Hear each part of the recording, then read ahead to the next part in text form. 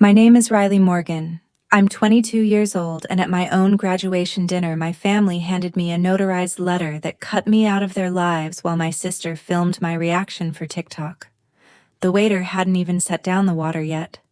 My mother smiled like it was mercy. My father called it necessary. Harper angled the camera toward my face. I didn't cry. I didn't beg. I just looked at them and realized something they didn't. They thought this was the end. It wasn't.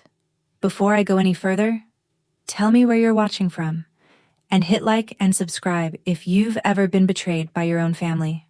Stories like mine don't happen in the dark.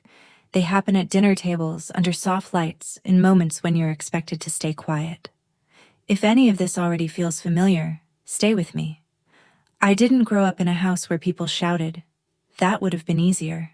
In the Morgan family, disappointment came dressed in soft tones and perfect lighting. The kind of atmosphere where everything looked warm but felt like walking barefoot on ice.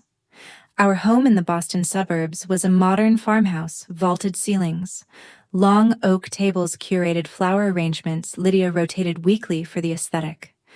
When you walked in, you could smell citrus candles and hear the hum of a dishwasher that never seemed to stop. But underneath all of that was a silence that cut sharper than any argument. My earliest memories of inequality weren't dramatic. They were quiet, almost polite. Harper always sat at the center of the table, directly under the chandelier, her blonde hair catching the light like it had been positioned by a production team. My seat was at the end, close enough to be part of the picture, far enough to be forgotten. Lydia would float around the table, reminding Harper to sit taller, smile softer, angle her chin. She never told me any of that. Her only comment to me was usually something like, "Riley, don't slouch," before drifting back to her chosen star. I remember my 16th birthday, like a snapshot burned into a file I can't delete. Harper had a big debate tournament that day, and Ethan and Lydia flew out with her. They told me it couldn't be helped. Harper had real potential, and my birthday could be celebrated anytime. So I sat at the long kitchen counter with a store-bought cake the housekeeper picked out. Chocolate frosting, lopsided candles, the overhead lights flickering slightly. When she sang "Happy Birthday," her voice soft and off-key, I tried to pretend it was enough. But I felt something shift that night, a small fracture. I didn't know it then, but it would matter later. A few months after that birthday, I won my first major research award. Professor Wyatt emailed congratulating me and said, "You have a mind that sees patterns others miss." I forwarded the announcement to my parents. Lydia responded 4 hours later. "That's great, sweetie. Can you send me a picture to post? Maybe one with you and Harper?" People love sister content. When I sent her a photo, just me holding the certificate, she cropped half my body out and posted a carousel of Harper's achievements instead, slipping mine in the last slide with no caption. I stared at that post for 10 minutes, trying to decide if I was overreacting. But some wounds aren't loud. They're just deep. Harper and I used to be closer, at least when we were little. She once told me, "I'll always have your back." I believed her. I shouldn't have. During her senior year, she needed data for a debate topic about public transit inefficiencies. I gave her a dataset I'd been building for weeks, cleaned, annotated something I'd planned to submit for a school competition. She used it, won the debate, and later submitted the same dataset as her independent project. Her teacher praised her brilliance. When I confronted her, she said, "Riley, we're family. What's yours is mine." That sentence carved a wound that would grow roots. Ethan wasn't any better. He treated approval like a currency and gave it sparingly. He loved the idea of having 2 daughters, but he loved the idea of Harper more. "She's got presence," he'd say, gesturing toward her as she breezed into a room like she owned it. "People remember her." Then he'd turn to me, tapping the edge of his glass. "You're smart, Riley, but she's magnetic. And out there, magnetism wins." When I got into the data engineering program, he didn't congratulate me. He just said, "As long as you don't hide behind computers your whole life." I told him computers made more sense than people. He chuckled like I'd proven his point. Meanwhile, I worked part-time at a cafe near campus. The espresso machine hissed like it had a temper. The floors smelled faintly of burnt sugar, and customers asked for extra caramel like it solved problems. But at least their fairness existed. People ordered, I made their drinks, they thanked me. No theatrics, no comparisons, no curated image. I liked the predictability of it, the clean logic of serving and being served. But every time I took the bus back to the Morgan house, the wait settled again. I'd step inside, hear the faint echo of Harper's voice rehearsing arguments, see Lydia arranging charcuterie boards for her brand partnerships, and feel myself folding into silence. A silence I didn't choose. A silence built for me. I didn't know it then, but all those quiet cuts were building something. A pattern, a file, a version of myself they wouldn't recognize later. PathGrid didn't start as some grand plan. It started at a wobbly cafe table during a slow Tuesday shift. Jackson was scribbling on a napkin. Mira was complaining about late deliveries, and I was staring at the spreadsheet of transit delays Harper had once stolen from me. Jackson looked over and said, "You could fix this stuff for real." I didn't answer immediately. I just kept seeing Harper's smiling face on the day she won that debate with my work. Something tightened in my chest and I whispered, "Maybe I could." Professor Wyatt loved the idea. He pushed us to join the university's innovation lab, where whiteboards wrapped around entire rooms and the air smelled like dry erase markers and ambition. Those nights the campus felt alive, fluorescent lights, humming keyboards, clacking vending machines, groaning out stale chips. While other students pulled all-nighters to cram for exams, we pulled all-nighters building something we didn't know would change everything. I wrote the routing algorithm first, a small pattern recognition script that optimized short-haul deliveries. It wasn't pretty, but it worked. Mira tested it, Jackson refined it, and slowly our scrappy little prototype evolved into a functional platform. One night around 3 a.m., I ran a simulation and watched fuel costs drop by 11%. I remember the glow of the monitor, the cold coffee, and the way my hands trembled. Not from caffeine, from possibility. I emailed my parents that morning. "We're building something real," I wrote. Ethan didn't respond. Lydia sent back a thumbs-up emoji and a link to a study abroad program she wanted Harper to apply for. I stared at the message, feeling that familiar hollow press against my ribs.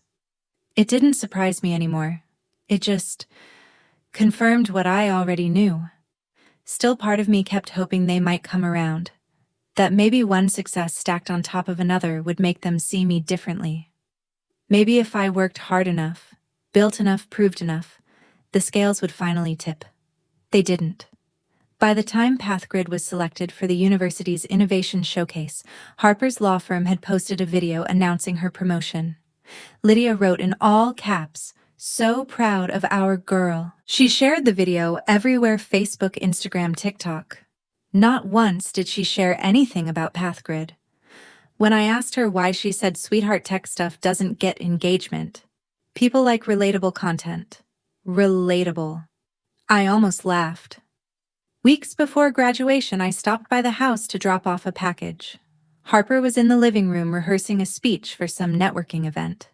I quietly set the box on the counter, trying not to interrupt. Lydia walked in, camera in hand, directing Harper like a film set. When she noticed me, she barely paused her script. "Riley, just leave it there. We're filming." I nodded, backed away, but Harper called after me. "Hey, do you still have those old transit files? The ones you used for your early prototypes?" I froze. "Why?" She shrugged. "My firm's hosting a policy panel. I thought it could help." I should have said no. Instead, I said, "They're on my drive. I'll send you something else, clean data, not the originals." But Harper wasn't listening anymore. She had returned to her camera, reciting lines about integrity and hard work. The irony stung. That night on the train back to my apartment, I watched the city blur past the windows, streaks of streetlights smearing like someone dragging a brush through wet paint. My reflection hovered on the glass, tired, quiet, but sharper than before. Somewhere between Back Bay and Quincy, I realized something important. I didn't want their validation anymore. I wanted distance. Clean mathematical distance. Then came Colin Hayes. He attended the Innovation Showcase in a gray suit that looked too expensive for a college event. After our presentation, he approached me with a firm handshake and eyes that actually focused on my work. "You've built something scalable," he said. "And more importantly, ethical." Ethical. The word hit me harder than praise. We met twice more. In the third meeting, he slid a folder toward me, the letter of intent from Swiftway offering to acquire PathGrid for $7.8 million. My throat tightened. Not out of fear, out of clarity. For the first time, I saw a future that wasn't attached to the Morgan family name, a future that belonged to me. I didn't tell my parents. Not because I wanted to hide it, but because for once their opinions had no weight. Their silence had shaped me, but it would not define me. I printed the final papers the night before the graduation dinner. The printer hummed warm air rising from the machine as if breathing life into the pages. When the last sheet slid out, I placed it in a sleek black envelope. My hands felt steady. My heartbeat didn't waver. For the first time in my life, I wasn't walking into a family event hoping to be chosen. I was walking in with proof. Graduation week always brings a strange kind of heat to Boston. The kind that sticks to your skin even at night, heavy and slow. I remember stepping off the bus and feeling it coil around me, that thick summer air that smelled like asphalt and someone else's celebration. Everywhere I went, I saw clusters of students in caps and gowns taking photos on the sidewalk, parents hugging them, grandparents wiping their eyes. It all looked like a movie I wasn't cast in. The Morgan house had its own version of celebration. The driveway was filled with black cars' engines still warm. Inside, people hovered around charcuterie boards and wine glasses, and Lydia floated through the room greeting guests like she was hosting a gala at the Met. Harper stood near the sliding doors, bathed in warm light, accepting compliments about her incredible rise in the firm. The music was soft classical, controlled exactly what Ethan liked. I walked in quietly. No one turned. No one asked where I'd been. The silence wrapped around me the way it always did, familiar and suffocating. Lydia glanced over my shoulder when she finally noticed me, then gave a small wave, the kind you give someone carrying the coats. "Riley, honey, grab a plate. There's food in the kitchen." Harper's friend, a tall brunette in a tailored dress, leaned closer to her and whispered, "Is that your sister?" Harper smirked, not bothering to lower her voice. "Yeah, the tech one. She keeps to herself. The tech one." Like I was a category, not a person. Later, when Ethan made a toast for Harper's remarkable accomplishments, he asked everyone to raise their glasses. I stood near the back with a lemonade. I didn't want listening to him talk about professionalism, leadership, charisma, all the traits he believed Harper embodied. He finished his toast with a line that sliced deeper than he intended. "She's everything a Morgan should be." Everyone clapped. My throat burned. Harper didn't help. She clinked her glass gently against Ethan's and added, "Couldn't have done it without my family." Then she turned, found me in the crowd, and said, "And Riley, thanks for running all that data back then. Helped me think differently." There it was, another quiet knife. She didn't say it to acknowledge me. She said it to remind everyone that anything I ever did only mattered if it benefited her. After the guests left, Ethan cornered me in the kitchen while I rinsed my glass. He smelled like cologne and wine. "Riley, you didn't mingle," he said. "I wasn't really invited to mingle." He sighed, long and theatrical. "You can't isolate yourself forever. Harper is succeeding because she knows how to connect. You hide behind computers." I kept my voice steady.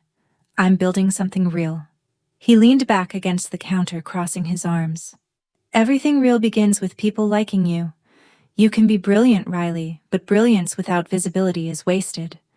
He walked off before I could respond. I stood there with my hands still under running water, watching the suds slip down the drain, feeling something heavy lodge itself just under my ribs. The next escalation came 2 days later through a group chat notification. Dinner reservation for Saturday. La Fontaine. Dress appropriately. The guest list included Ethan Morgan, Lydia Morgan, Harper Morgan. My name wasn't on it. I stared at that screen for a full minute, blinking at the omission like it might fix itself if I looked long enough. Then my phone buzzed again. Harper in a separate message. Don't overthink it, it's just formatting. Formatting. That word echoed in my skull. Like I was a line someone accidentally deleted. Like I wasn't even worth adding back. That night, the air was thick with humidity, and the ceiling fan in my apartment clacked as it spun old metal, scraping itself in circles. I couldn't sleep. Every time I closed my eyes, I heard Ethan's voice calling me the tech one. The backup daughter. The invisible one. And for the first time in a long time, something inside me didn't shrink. It sharpened. The next escalation didn't take long.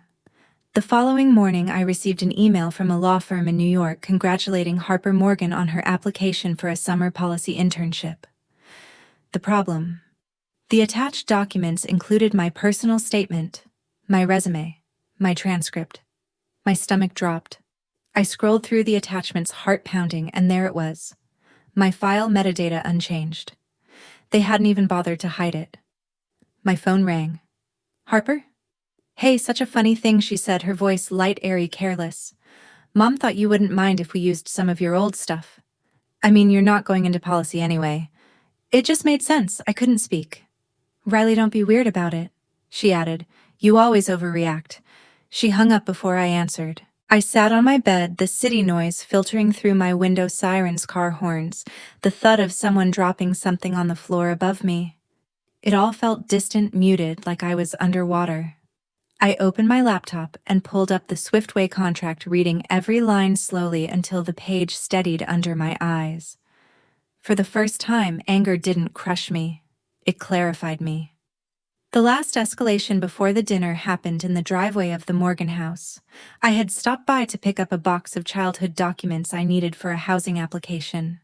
Lydia stepped outside as I loaded the box into my trunk. Riley, remember to dress nicely for Saturday, she said.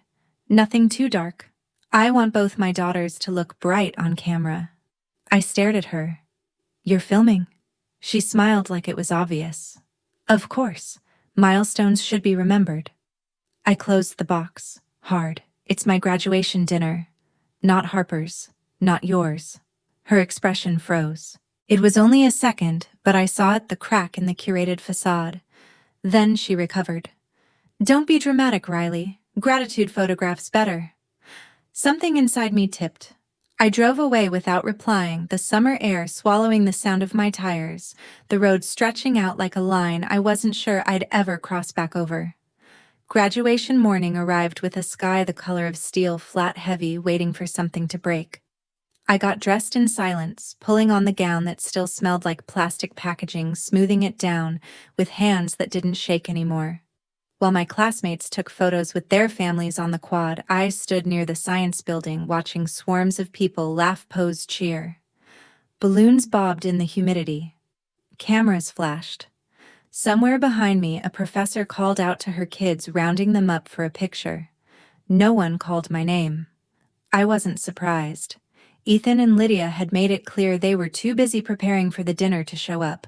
Harper texted me a selfie from Manhattan that morning, her in a white blazer, hair curled, perfectly gold necklace catching the light. Congrats, sis. Sorry I can't be there. Firm stuff. You get it. I didn't reply. Instead, I stared at her photo long enough to feel the familiar ache rise in my chest. Then I tucked my phone into my pocket and walked toward the field where rows of folding chairs were lined up like a quiet army. When my name was called, the applause came mostly from the faculty section. Professor Wyatt whistled proudly. Jackson and Mira shouted like I had won the lottery.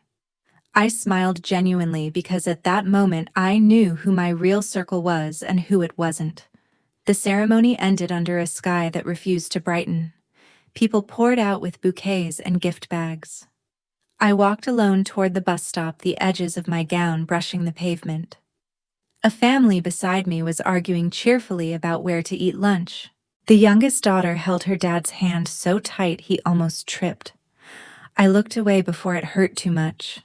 Back at my apartment, the building smelled faintly of paint and old air conditioners.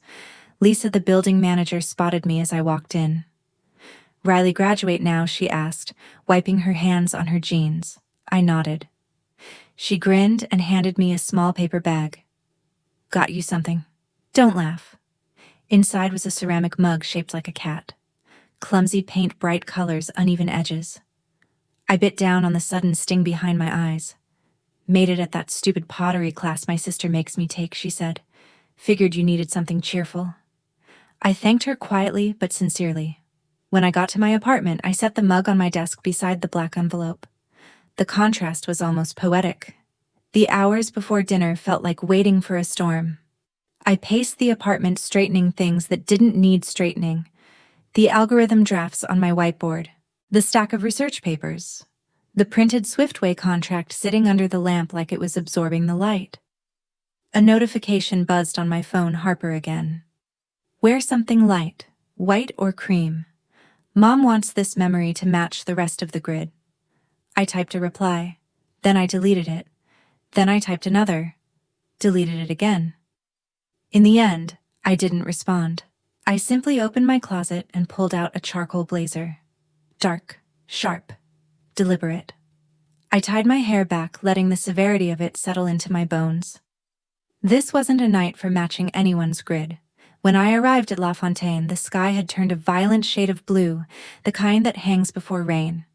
The restaurant's glass doors reflected me back, small, composed, unrecognizable in the best way. Inside, chandeliers glowed like captured moons.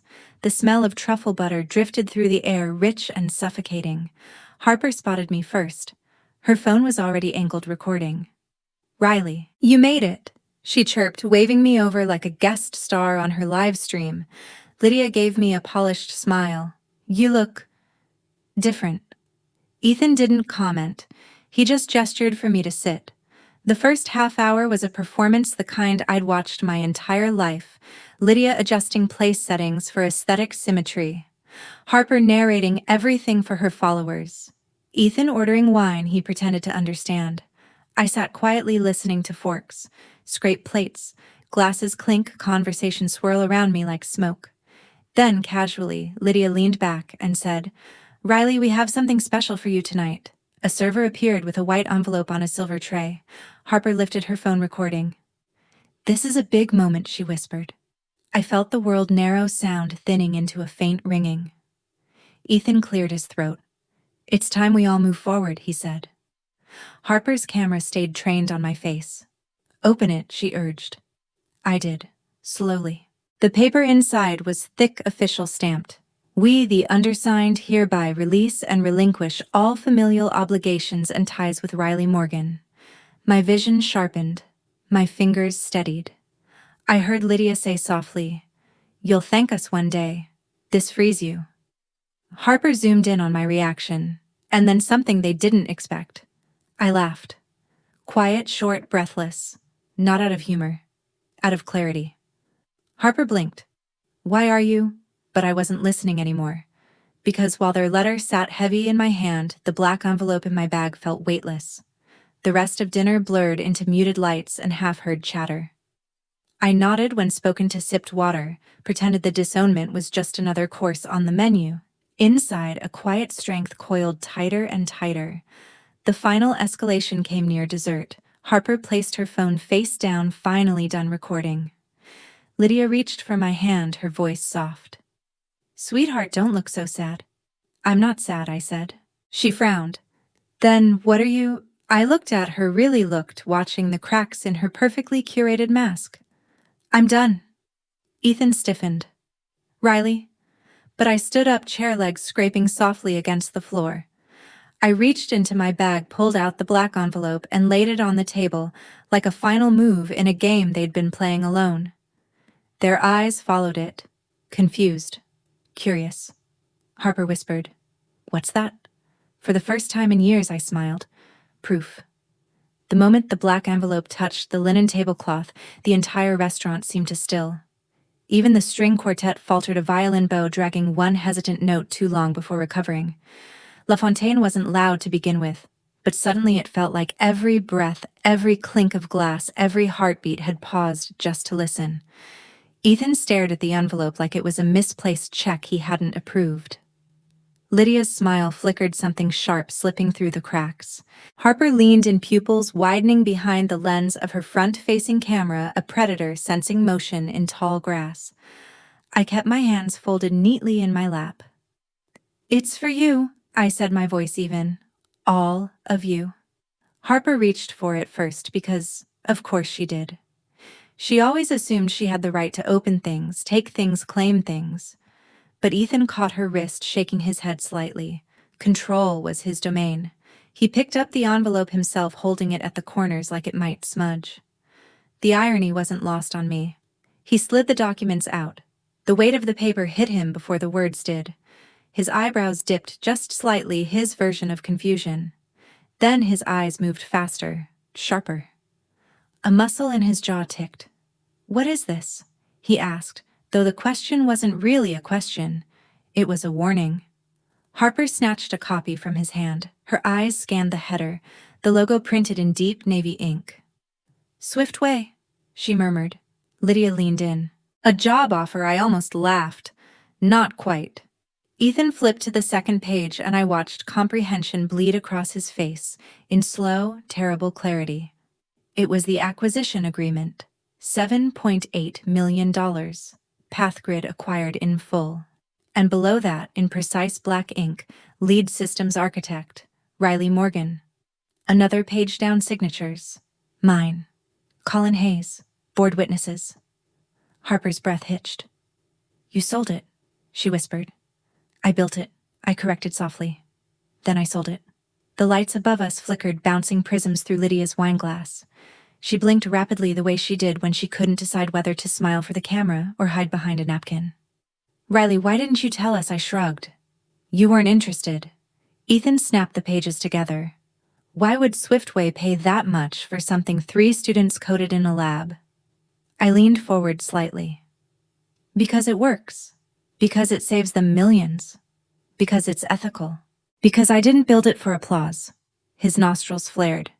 "And you think dropping this on us here tonight proves something?" "No," I said. "It clarifies something." Lydia broke first. "Riley, sweetheart, you know your father and I support you. Do you?" The words came out calm, too calm. "You didn't show up to graduation.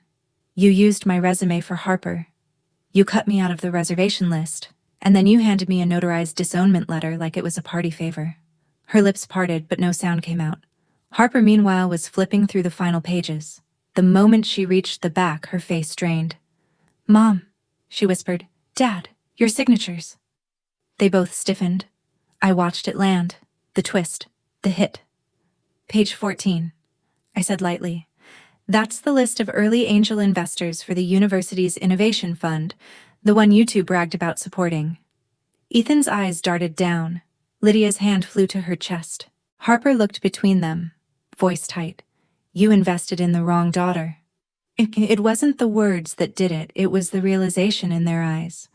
Years of curating Harper as the golden child, years of overlooking me, years of assuming brilliance only counted if it sparkled under a spotlight. And meanwhile, quietly, invisibly, the child they labeled the tech one was building the very thing their money backed, the thing that now held more value than any of Harper's staged achievements. Ethan's grip tightened around the papers. "You blindsided us. I gave you years," I said. "You ignored every one of them." Harper's voice cracked. "Riley, when did you, how did you, why didn't you say anything? Because you weren't listening." I looked at her, really looked, and for the first time I saw fear in her eyes. Not fear of losing me, fear of losing her role. "Harper, you don't get to film this part." She hesitated. Then slowly she lowered her phone onto the table. The screen went dark. Lydia reached for my hand. "We didn't mean to hurt you." I moved my hand away. "You meant to shape me into someone easier to ignore." Ethan started to speak, but I cut him off with a small nod toward the white envelope they'd given me earlier.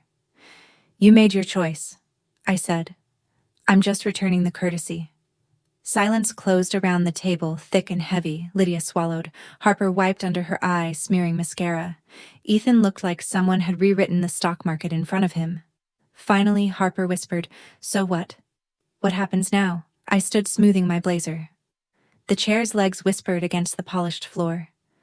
Now nothing. You wanted distance. You wanted clarity. Consider this both.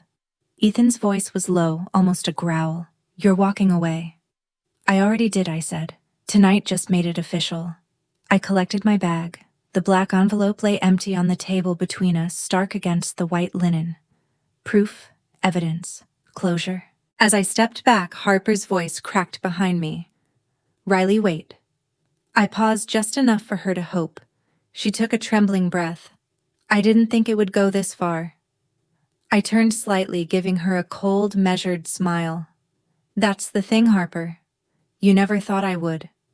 Then I walked away, through the dining room, past the chandeliers, past the tables of strangers pretending not to stare.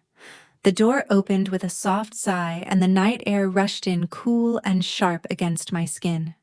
Behind me, I left a family staring at the wreckage of the story they thought they controlled. Ahead of me, the city lights shimmered. And for the first time in my life, I wasn't the one dimming to match theirs. The night outside La Fontaine felt colder than it should have for June. Not uncomfortable, just clean. Sharp. Like the air had been filtered of every expectation I'd spent my life trying to meet. I walked without rush, heels clicking against the sidewalk, the rhythm steady and unfamiliar. Power has a sound when you finally hear it. Mine sounded like footsteps leaving a place I never belonged. Boston's skyline shimmered across the river glass towers, reflecting the last scraps of twilight. My phone buzzed once in my bag. I didn't have to check it to know who it was. Harper always texted fast when she panicked. I let it vibrate until it stopped. When I reached my apartment, the hall lights flickered, the old bulbs humming like they were trying to catch their breath. I unlocked my door and stepped into the quiet. My desk lamp cast a pool of warm light over the surface, illuminating the items I'd left there earlier. The Pathgrid contract, the cat mug Lisa made, and a printed photo from graduation that Jackson had sent me. And now the white disownment envelope I set beside them like a puzzle piece that finally made the picture make sense. I picked it up, feeling the embossed seal under my thumb. It didn't sting anymore. It didn't define me. It was just paper-thin, temporary, replaceable. I slid it behind the Swiftway contract in the frame, leaning against my wall. Not hidden, just correctly filed. A soft ping broke the silence. I finally checked my phone. Harper, Riley, please. Can we talk, Harper? I swear we didn't mean for it to go that far. Harper, just say something. I stared at the messages until the typing bubble appeared, blinked, disappeared, appeared again. For a moment, I thought about replying. Not to forgive, not to reconnect. Just to say the thing she'd spent years refusing to hear. But I didn't type anything. I flipped the phone face down. Some messages aren't meant to be answered. Some stories aren't meant to be fixed. Some wounds aren't meant to be softened, just because the person who caused them suddenly feels the cold. I poured myself a cup of coffee, dark, bitter, grounding, and leaned against the window as the city buzzed below. The reflection staring back at me wasn't the quiet shadow I grew up as. She stood straighter, looked steadier, carried silence like armor, not punishment. They thought disowning me was the final blow. But severing a tie doesn't just free the one being cut off. It exposes the hands holding the scissors, and the hands shaken afterward. I sipped my coffee. The night settled. My phone stayed quiet. Revenge didn't look like fire or fury. It looked like a calm room, a closed door, a life reordered on my own terms. And this silence, was only the beginning. If you've ever felt like the outsider in your own family, hit like and subscribe. You're not alone. People think betrayal comes in explosions and screaming matches and slammed doors, but sometimes it comes in soft voices, perfect smiles, and notarized envelopes handed across a dinner table. And sometimes the strongest thing you can do is walk away without a sound. If any part of my story feels too familiar, stay with me. There are more chapters ahead, more truths to uncover, more silence turned into power. This isn't the end. Not even close.